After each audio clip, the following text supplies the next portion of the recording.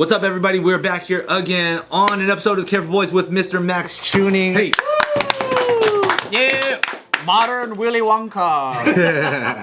Modern Willy Wonka. Oompa Loompas. Yeah. I'll totally be a Oompa Loompa. We got a chance to talk about a lot of the, multi-millionaire splurges that you might have been able to embark on. But they all seem very wholesome and very, very, like, it seems like you're also surrounded by very, very wholesome people. But just out of curiosity, when you suddenly come into a large sum of money, like, does anybody start treating you different? Does anybody start coming out the woodwork and being like, hey, buddy? You remember that $500 I loaned you? Come back. With interest? No, because I mean, my circle is so small, and like, everyone around me is like just crushing it and winning as well. I mean, I had a lot of people just like congratulate me, like when it happened, and it's kind of like, whoa, what the heck? But no, nothing weird, I guess. No one's like, I got this great business idea. You're gonna love it. No, I guess the only thing is like, maybe you start getting like some jokey comments about like. If you say something, it's like, well, we know you can afford it. Like, so it was like dad jokes. I guess That's lame. It's one of those ones like He's not gonna have a problem. I don't think they mean anything by Bill's it. on him. Yeah. But they'll definitely do some stuff. But Bill's on him's tight. That was good. yeah. He's covering our dinner. So I know your circle, and like like you, Shawley, Christian, all those guys. Like all of you guys are crushing it, and they all have like big visions of their own.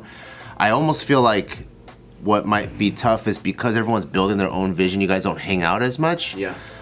Is that a part of, I guess, maybe your future plan, that since you have less responsibility, you would try to bring the group back together? Or is it you just feel like as you get later, like more on in life, everyone just has more responsibility and it's harder? Yeah, I mean, I think it definitely is like that, in terms of, it's not as much of like, oh, let's all go to dinner tonight. It's like, I got this. So I think the friends that are very intentional with trying to make time to like spend time with the people that are like close to them, like it works out as it should. And the people that maybe don't prioritize spending time with you is like, you're not as, I don't want to say important, but like it's like the other priorities that they're doing are maybe take precedent over kind of like leisure time with friends. But I still see Christian and Joe like on a regular basis, and I think you get to a certain age in life and you start understanding that it's like, this is just what like naturally happens is people get busy, especially with the businesses and scaling. And just because I sold the company, I'm still at the, unless I'm traveling or filming or something, I'm at the office doing the same thing. So everyone has like responsibilities at work, and now everyone's either trying to get pregnant or starting to have kids, getting married. So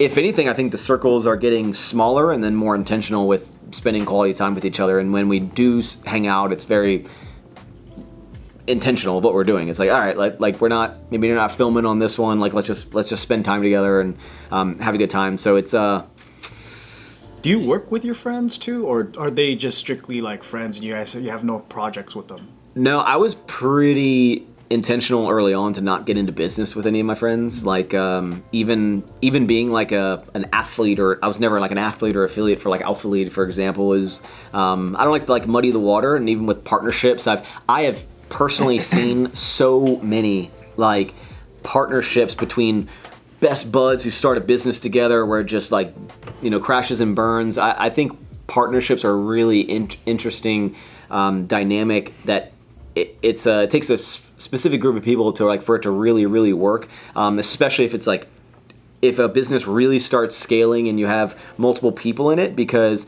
some people are going to take it more seriously than others. Some people are going to have, maybe start getting resentful of like, man, I know I'm putting in all this work, but they're not pulling their weight here. So everyone needs to be on the same path. And it's like sometimes rare that multiple people can have the exact same vision, and especially as it continues to grow.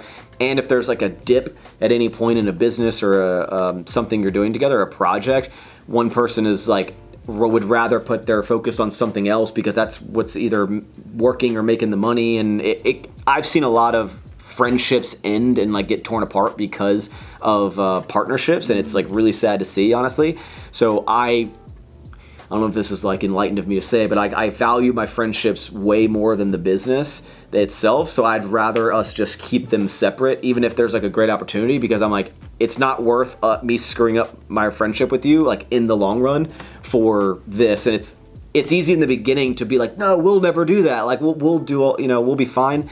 But I've seen it happen. Like I've seen it happen multiple times with super close people I'm friends with, where sometimes it just fizzles out and there's big arguments and they stop becoming best friends. And I've seen some that like they just like end up hating each other and like completely being against each other. So I don't want to be in that scenario. I'm like, I'd rather when we hang out as friends, we're hanging out as friends, and we can help each other do projects, and I'll help support your business and help you do these photo shoots and promote your stuff. But I don't need to be like tied in with you. That's just my opinion, because I've seen it happen. When did you see it happen? Like while you were on YouTube and growing? Yeah, I mean, whether it be like YouTube, people have started like YouTube channels together, whether it be starting like actual physical product businesses together. I've seen people that like started gyms together. Yeah. And I can understand why it happens. It's, when I, started sour strips, for example, like I'm like laser focused into it, but like what if the other person just isn't as laser focused as you, and the business starts scaling and you like, it'd be great if you're like, here's the responsibilities we both have, here's how much time we're both going to put into it. As it scales, we adjust and have, mature conversations. But like, humans are, inherently just different, and they don't think the same way. And I think if you have two different people, like it'd be rare that you have the exact same vision and stay on that exact same path 100% of the time. And it may be fine for first 6 months, first year, first 2 years, but like, it's not worth me to gamble what the future could hold if it's gonna ruin my friendship with that person, because I care more about the friendship with that person than how great this business can go. And I'd rather sacrifice. I'm more like, bro, this may be a sick idea, but like you should do it with someone else, and I'll just be your bud and I'll help you and do everything. And yeah, I've seen it. I've seen it too many times. Earlier, you made you're talking about how you almost had the real estate business partners, right? Did you experience that there, or was it like everyone was green and you guys are like, this is dope, we're learning it together? Yeah. That one, it was more of like we all were. I just was like, I got this goofy idea. They were like, yeah, we'll figure it out, kind of too, and then we'll just like. We never even got very far. Like there was never an agreement. There was never anything. It was just like, yeah, we'll email with some people, but like that we never made any traction at all. And that's why I kind of gave up. And then again, they had their businesses that they were doing and they were really focused on. So they weren't as, if someone didn't get back to us, they were just like, okay, like Max, let us know what you wanted to do. It wasn't like, okay, we're gonna sit down all day. We're gonna keep trying. It was just kind of like this passive thing. It was more like a floating idea that like maybe could have turned into something. It never amounted like to anything like real. And then there was never a like, all right, guys, we're parting ways. It was just like, all right, like Matt, we just stopped the communication of it. And then like 6-7 months down the road, I was like, I think I can figure this out, and I'm gonna try it like on my own. And that was like when I found the manufacturer. And then I remember sitting in like the office at a little bit after I moved to Texas, and I was like, I found the manufacturer, and I was like, oh, now I need to come up with a name. And I was like, man, like what's like a cool name I can think of for this candy? And then I was like, there are these like sour strips types of candy, and I was like, that's just like a generic name. But I was like, what if you took this generic name and made it like the brand, right, itself? It's kind of like if you get store brand cereal and you go in and you can see, the store brand version and the real version of the same name, right? Because like it's a generic description. But if you were like, hey, pick up Frosted Flakes, like, and you came back with like, random ass brand, you'd be like, no, I wanted Frosted, not this. Like I wanted Frosted Flakes, right? That was like kind of like my idea with sour strips. I was like, I want people to be like, I didn't want sour strips. I wanted sour strips. As simple as possible. Yeah, exactly. Wow. And then I went on Instagram and sour strips was available, and then sourstrips.com was available. It was available. Wow. I was like, a bunch of idiots never took this. I'm surprised that the trademark was available for such a generic name. So we trademarked.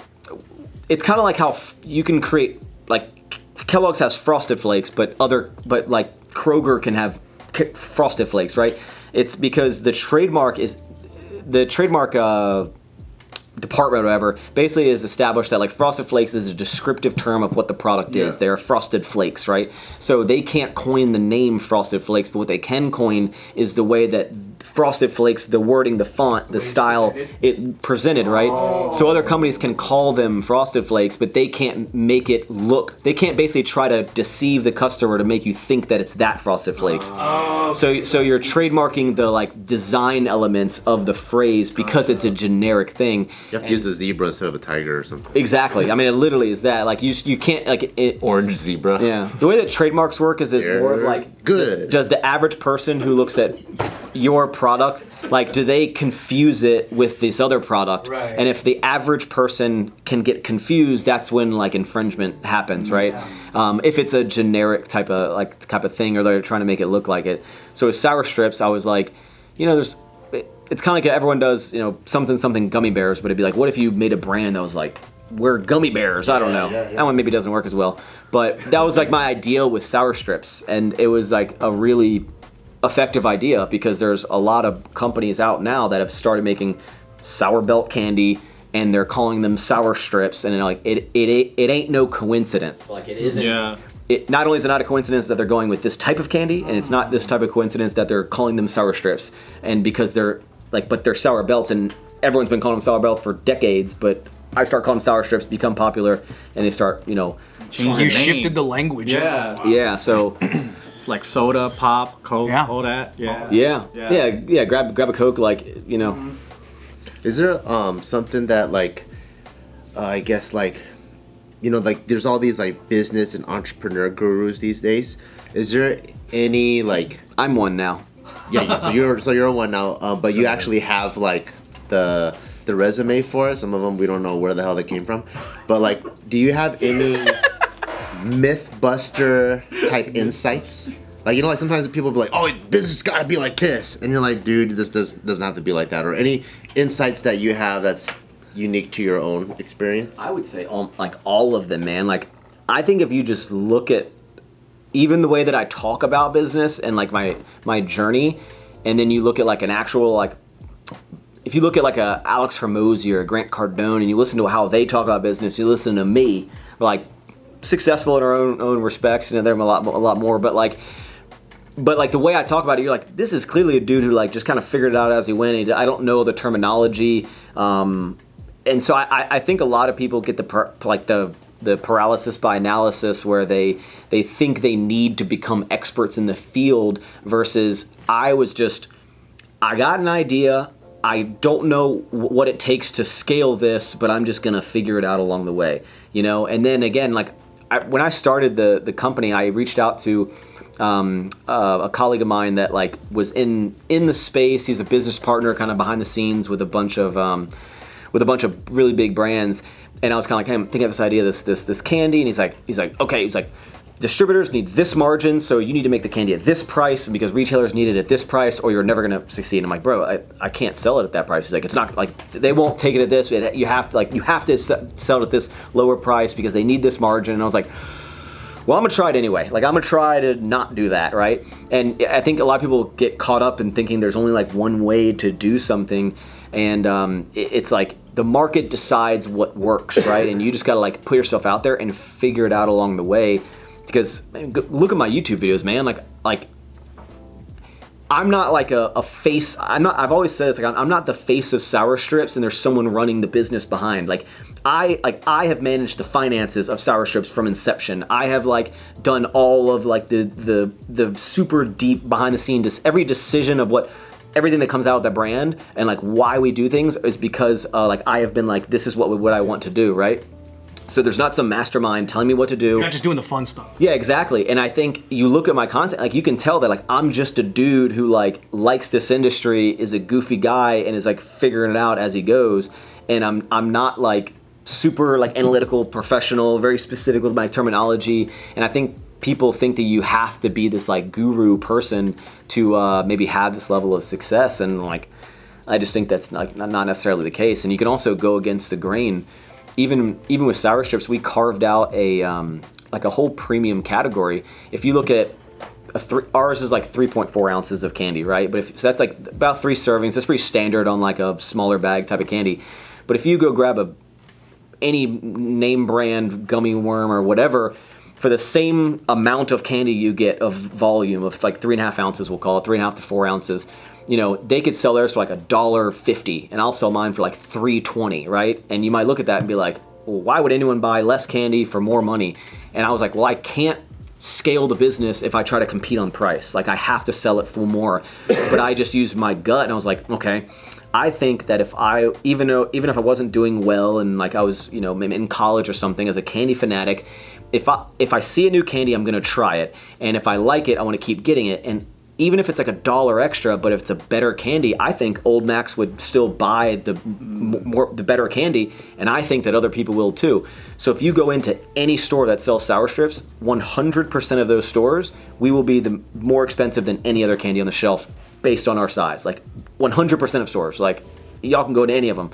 And I proved that like the market will like accept a higher price candy that is, in my opinion, a great candy, that it's like I'm willing to pay the extra money, but like that had never been done before. So a lot of people would have looked at like this data and done all these things and been like, there's no way this could work. And I'm like, well, I'm gonna try it anyway, right? So I think you got to just like put yourself out there and don't be afraid of just trying things and learning from your mistakes. And with CPG business, people get caught up in just thinking they need to know everything and thinking that they everything that's out there is the only way that it can be done. And I think that's just not right. I think you bring up a really good point. I've noticed like everyone that at least I know that crushes it when they create products and things, they actually are the consumer and they love the customer because they are the customer. But then when I hear like these analytical guys or whatever, it's almost like they don't treat people as a breathing human being that likes something. It's like, yeah, I mean, you can get into the numbers and the stats and everything and see what works on a regular, but if you don't understand the world and the product, like they just can't communicate like what needs to be bought or whatever. I don't know. And then I just think that's the number one. If they can take anything, it's like actually liking the customer. Yeah, and also like I try to talk in a way that like it shows that like that maybe the average person can like understand, where I'm not trying to like just throw a bunch of terms at you to make it like appear that I'm like this elevated business guy. Like I'm just yeah. If I went on Shark Tank, I'd get wrecked, man. Like if they asked me questions, they'd be like, "What's your customer acquisition cost?" I'm like, "I don't know." Yeah, like, Alex Hormozy. They'd be like, "What? You know, like how much money do you allocate every month for like a budget, and why do you allocate that amount of money?" I'm like, I just spend money on stuff that I think will be good, and you know, I check the bank account each day, and as long as we're growing, that means that means the business is growing, and so I think we're fine. But I don't have like budget spreadsheets and all this shit. Like and I'm not saying that's like the right way to do it, or maybe you should do it the way that I've done it. But I think there's just like you don't have to be an expert in a field to make an impact in the field. You know, For sure. the worst thing that could happen is if you just did it too late. Yeah, I mean, that was a huge part of what we did was luck of timing. I mean, before the whole COVID thing, at the place I was at, my social media popularity is like, and then just before the landscape started being more saturated, where everyone started maybe realizing that, oh, influencer brands are like, you know, they can make a bunch of money from maybe influencer brands if they put their face on it, type of thing. Where I was like, I didn't like analyze the market and saw it. I was just like, oh, my friend makes energy drinks. He likes energy drinks. I like candy. Let me try to see if I can make candy. Like that was like the whole mindset. I walked in one day to my my kind of like right hand employee Mona, who's been with me since day one, who's still, you know, helping me run the company. And I was just like, Mona, got an idea. Sour candy. I'm gonna figure this out, and I need you to help me with customer service on it. She's like, okay, like, you know, it wasn't like, here's my business plan. Let me like map it out for you. Here's our like projected targets of goals we're gonna have. Here's our go-to-market strategy. It's just like, I don't know. I found a manufacturer. I found a bag. Me and Joe, and like, you know, over the weekend we made a really cool design with the bag, and let's get some people together to ship it out. We'll go USPS, I think. I don't know, and we'll just go from there. And like that was how it started, and then before you know it, it's like managing actual operations and logistics with like, you know, now we have 700 racks in our warehouse and millions of bags on hand, and but it just started with an idea and a love for candy. Yeah. That's the biggest part too, is that you legitimately Yeah. actually like it, and you're not just some guy that's like, "What's the best thing to sell?" Yeah. I love the money. Yeah. One of the best things I can tell you of anyone that's like, what I want to start a business is like, look at anything that you use or consume on a daily basis, like the products, the services, whatever it is. Pornhub. Maybe. That's a business. Maybe. That's a real business. Which is banned in Texas. Really? Oh, really? Yeah. That's a bummer. And There's so many other options. I got some good VPNs for you. Values, baby. a food, a drink, a clothing, a bag, like whatever. I mean, it could be anything. And a lot of people think they need to like reinvent the wheel or like literally solve world hunger to Change like the world and shit. exactly. All you're trying to do in business is like you're just trying to like solve problems, right? If you can solve a problem for enough people at scale, you can make a bunch of money. And you got to find like pain points and frustrations that you have. So if you look at anything and you're like, man, I use this thing all the time. I eat this, I drink this, whatever. But I really wish it was just like this one thing was different about it, or like this backpack had this one little feature, right? And then I would love it even more. I'd really wish it. And like I love this thing so much, and so I know the whole market. And I there's nothing that has this thing, but I really wish it was. There's millions of people that probably think the same way about this like tweak on existing product, and like it just has to be who's the first person to do it and like do it correctly or get lucky in a lot of ways and make an impact, and then that shifts the whole industry itself, right? Like Sour Strips is high and mighty as I want to make it sound, like Sour Strips has impacted the candy space like indefinitely. Like it has changed what like the space like was on a long time, maybe on a small scale, but like it showed what it can be and what like can happen with influencer marketing and a different industry and a premium pricing. Like it changed things, and now a lot of other companies are probably going to make little tweaks, and they're going to change things based on this one little change that you made. So you don't need to reinvent the wheel, you just need to improve on the wheel. And so that's like, if you're ever looking for a business, what is the shit that you use or do every day, and like what do you hate about like one little thing, and like that could be like the single like product idea or service that you could offer to the world, that there might be a whole bunch of people that also feel the same way. And for me, it was like, I hate that, all the sour candy isn't that sour. And I also think that all candy is like targeted towards like little kids, and there's nothing that's like a cool brand, and no one's really, impacting in like the social media space, and like simple ideas that like the other companies could have easily tweaked their own things and created that, but they didn't, right? They didn't at the place for whatever reason, because of all their market data showed that that's not what the consumer wants. Because they're old. And I'm like, I'm the consumer and I want this, and it's not out there, and I would know if it is because I'm a lover of this thing. And that's what you're trying to do, is like and you just got to solve problems. And if you can solve problems on stuff that people can buy on a daily basis, hopefully maybe if everyone's eating candy every day, but like that's why like consumables and drinks, everyone like latches to them because you can buy them over and over and over again.